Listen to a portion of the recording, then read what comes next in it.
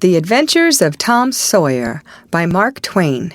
Chapter 24.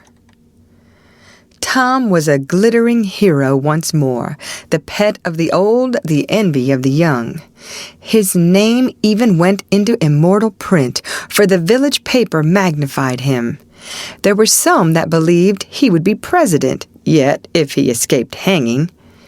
As usual, the fickle, unreasoning world took Muff Potter to its bosom and fondled him as lavishly as it had abused him before.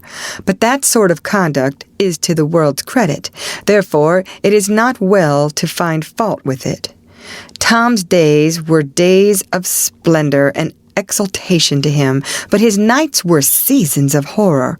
Injun Joe infested all his dreams, and always with doom in his eye. Hardly any temptation could persuade the boy to stir abroad after nightfall. Poor Huck was in the same state of wretchedness and terror, for Tom had told the whole story to the lawyer the night before the great day of the trial, and Huck was sore afraid that his share in the business might leak out, yet notwithstanding of testifying in court. The poor fellow had got the attorney to promise secrecy, but what of that? Since Tom's harassed conscience had managed to drive him to the lawyer's house by night and wring a dead tale from lips that had been sealed with the dismalest and most formidable of oaths, Huck's confidence in the human race.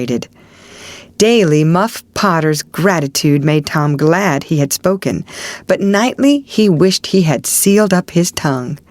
Half the time Tom was afraid Injun Joe would never be captured. The other half he was afraid he would be.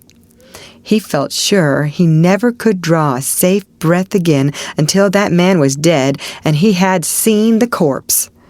Rewards had been offered. The country had been scoured, but no Injun Joe was found.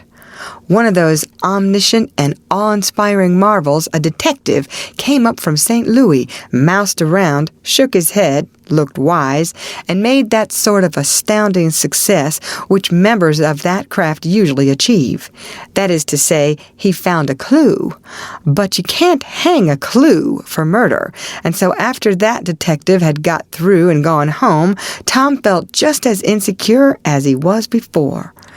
The slow days drifted on, and each left behind it a slightly lightened weight of apprehension. End of chapter.